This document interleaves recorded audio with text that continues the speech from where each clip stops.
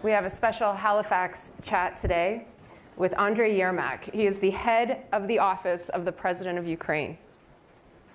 Mr. Yermak has served as the de facto chief of staff to President Zelensky since February.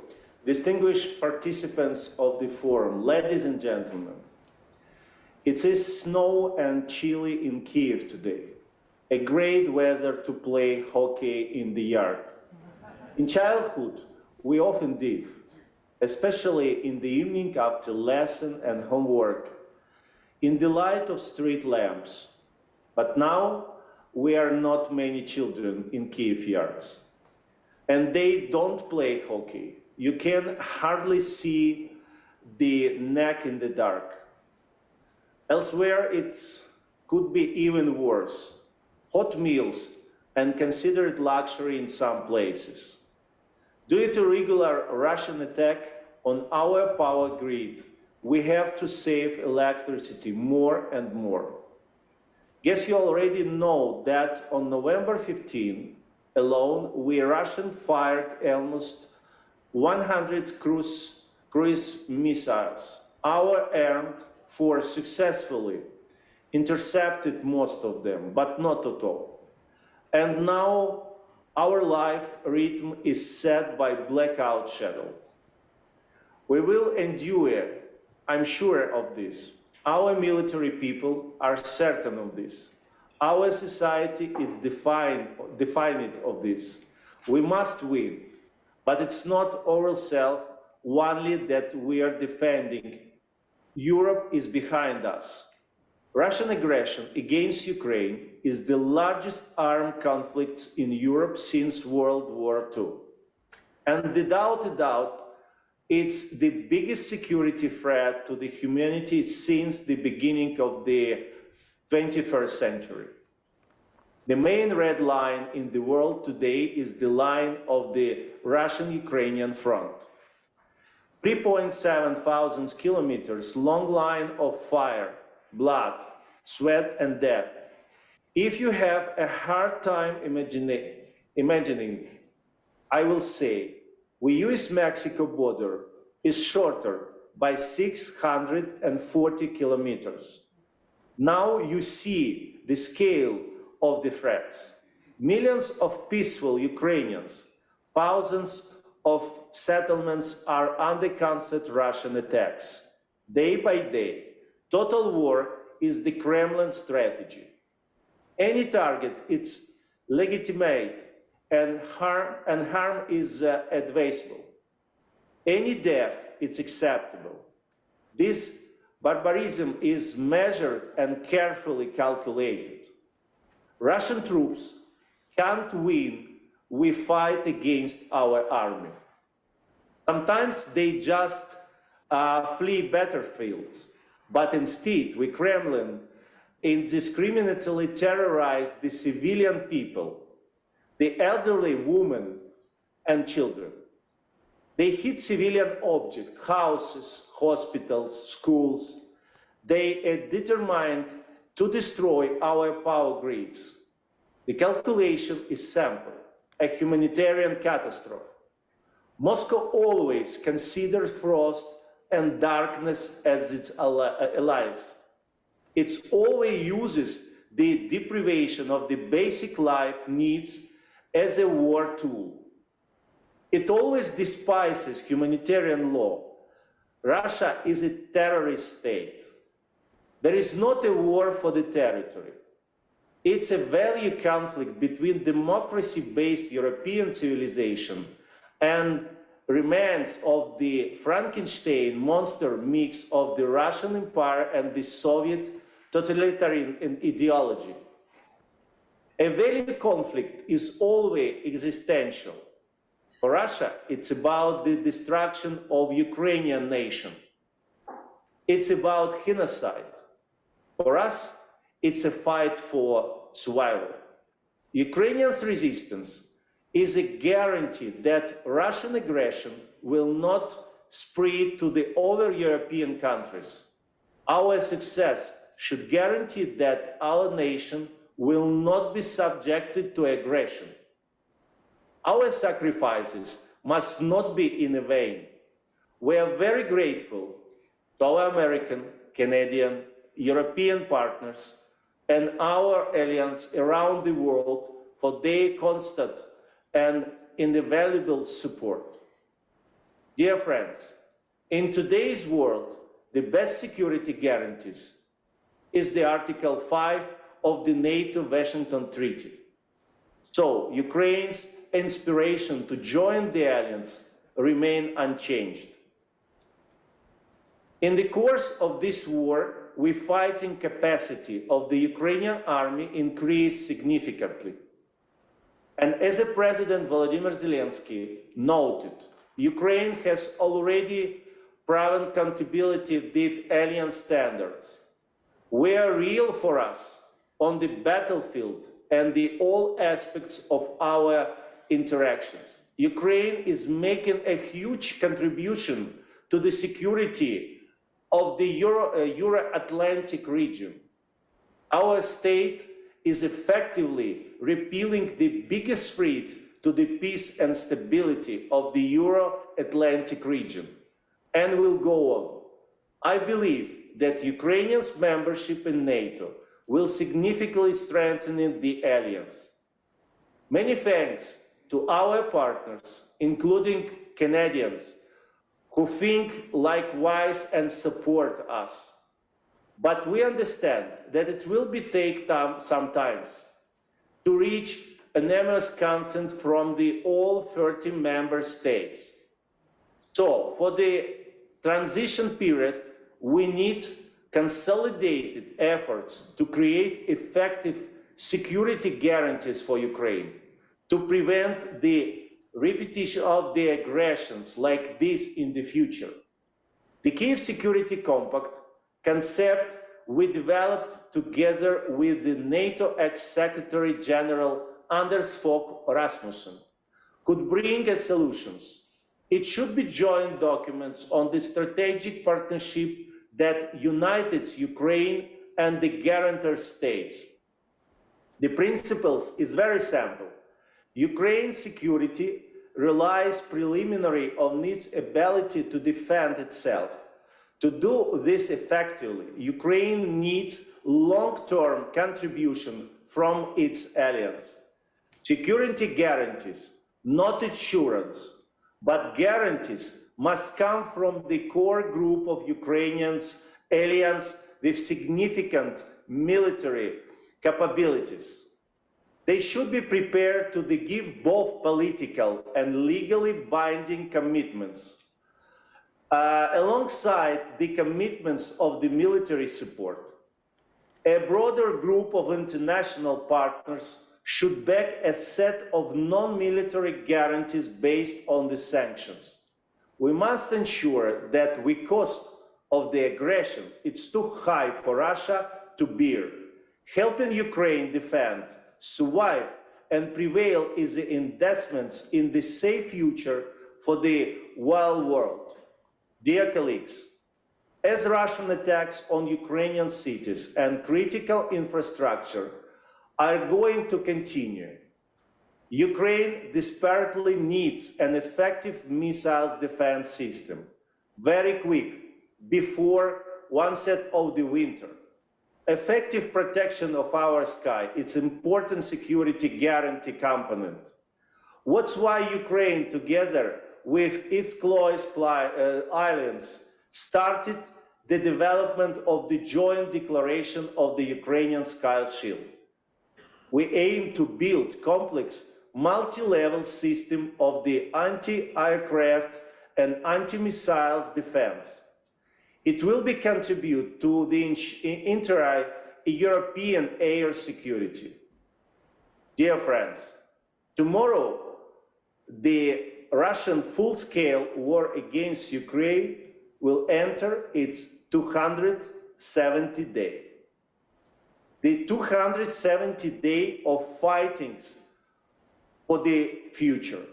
However, it became obvious months ago. The Kremlin plans failed.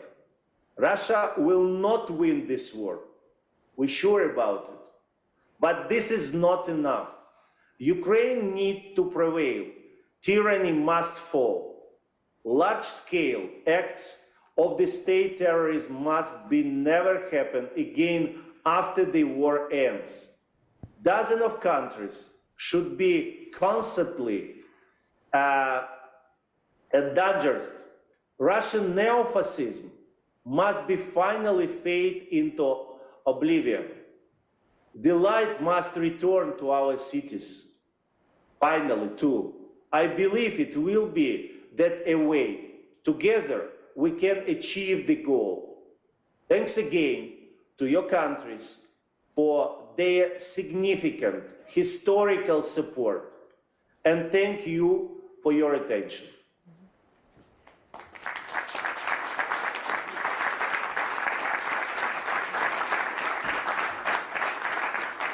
Thank you, Mr. Yermak, for that great summary of where Ukraine sees its long-term security guarantees and what you're looking for. For a moment, I'd like to come back to the short term. Ukraine's Deputy Defense Minister in the last 24 hours told Sky News that he expects Ukraine will be in Crimea by December and the war will be over in the spring. What is your assessment?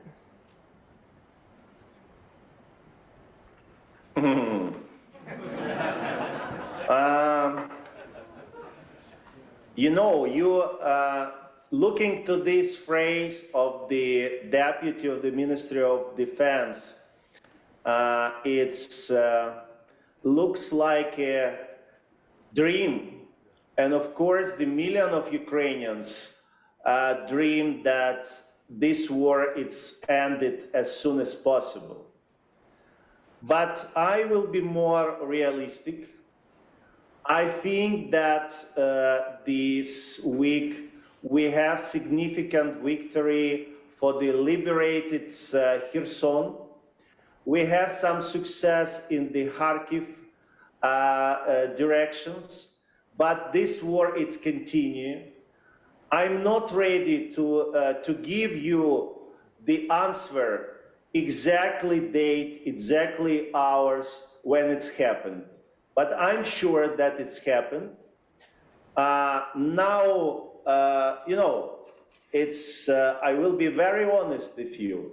You know how it started. And many people in the world gave to us 3 days, 1 week, 1 month, already 9 months. And today, I'm sure that the mostly people in the world now sure about our victory.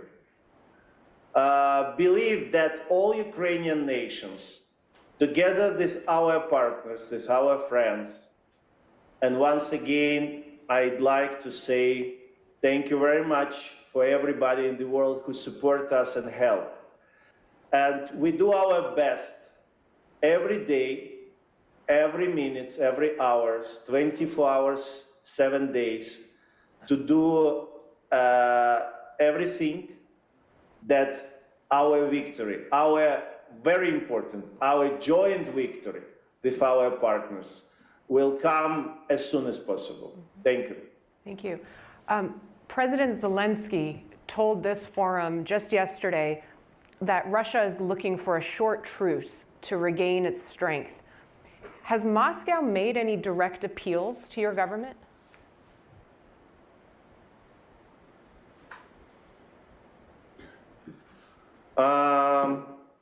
You know, the President Zelensky, in his speech in G20 summit, first of all, he noted that Ukrainian positions, it's to talk very transparently, openly, that because we have the price of the world's from Kremlin, from Russia. And now we are absolutely not interested in any negotiations and any talking which will be not public and not officials.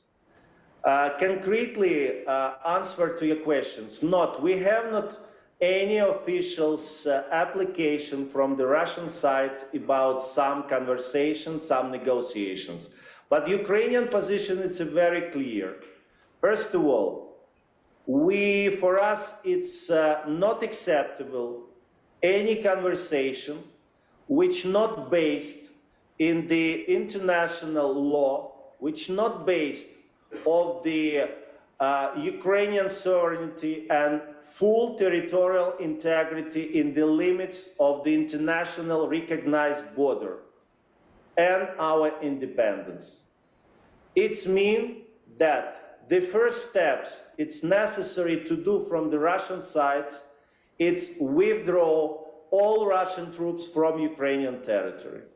Is that the condition? It can be a significant signal about a real political will to end this war.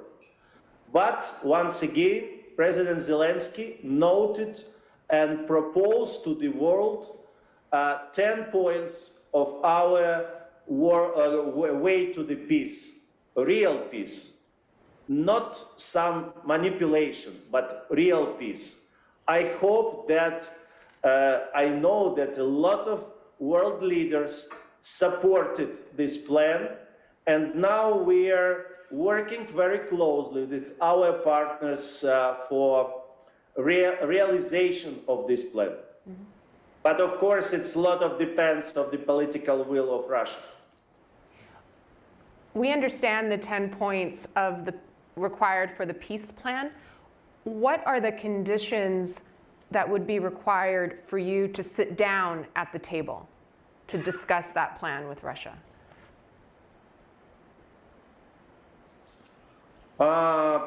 You know, it's very logically, if you attentively can see to this plan of 10 points, it's absolutely understandable in which moment will be possible to start to talk about real ending of the war and to back the peace on our lands. But before it, it's necessary to do a lot of things. What is very important? All these points, for 100%, based on the norms of international law and Charter of United Nations. I can't see any arguments for the countries in the world who just not supported, maybe now occupied neutral position. But I will be very surprised if the countries who respect the international law, respect the territorial integrity, sovereignty of the countries, Charter of United Nations, will be against these points, because it's absolutely logical based. It's not our just wishes. It's absolutely corresponded for the norms and the rights which countries so many years ago, when it was adopted Charter of United Nations, agreed to keep this system. I think it's a very important. It's not just important to Ukraine, because for us, of course, we want to end this war. We want that our people stop killing every day, stop killing by the Russian aggressors our children, stop torture our people who is in the, you can imagine, we now once again have in the Central Europe, we have concentrated camp. Of course, we'd like to stop it, but from another side, it's a very important to the world, because this war, it's show that the system of security, it's not so strong, or I can say more strongly, it's not exist. It's necessary to back, because it's security for all people in the world. And you can see what happened in many areas, it's as well includes to our plan. I mean food security, I mean nuclear security, I mean ecology, and many others. This war, it shows that we need to work hardly together. All adequate people, all the people who is looking to the future of our world. Thank you. Thank you. And I'd like to invite our audience, if they have a question, to please raise their hand. We have a few minutes left. We have a question down here. And please identify yourself. Vitayu Andriyu, this is Paul Grod. I'm the president of the Ukrainian World Congress. Great to see you, and thank you for joining us, Andriy.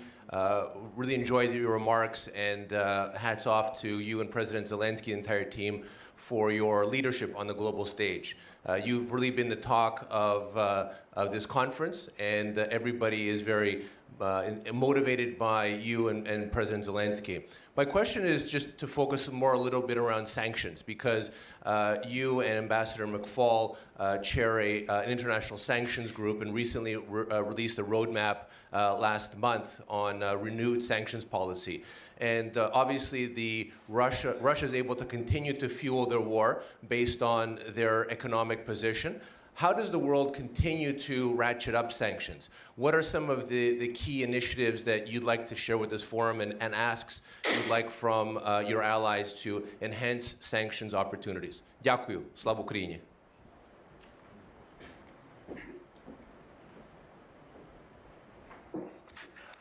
Thank you, Pavlo. Happy to see you. Thank you for your warm words, and thank you for these questions. Yes, of course, because this war is continuing, it means that it's not enough, the sanctions which it's already issued. Of course, our group, the Michael McFaul, it's continued to work. We already have the 9th documents of our group, which concentrated in the different area of the sanctions. We are not stopping. We are growing our group, and new people, new experts added practically every week. I think, and I'm sure, that it's very important to not stop the issue, the new sanctions. Of course, now each new package of the sanctions after this 9 months of the war, of this invasion, of course, each new package, it's more serious, it's more strong, because now already we have the experience. We exactly understand which sanction is really working, because honestly, in the beginning, a lot of sanctions have the very good names, title, but not work, have some difficulties. But I'm absolutely sure, and I'm happy that our partners support our positions, and we are listening and waiting for the new package of the sanctions from the United States, from the European Union, from the Canada, from the Great Britain. And once again, it's thank you very much, because, you know, it's still the military Russian machines have big money to support this invasion, to support this missiles attack, to support to increase terror against civilians. This war will be continued. It's necessary to make big problems for the Russian economy, for the people who make these crime decisions. I think it's very, very important. Thank you. Jane Harman.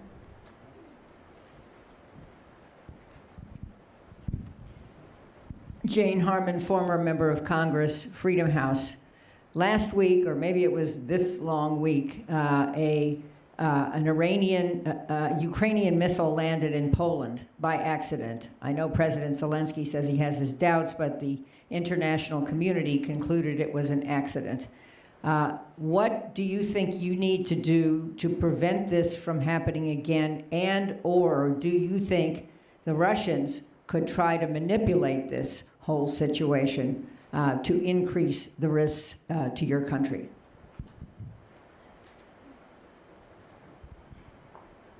Thank you very much.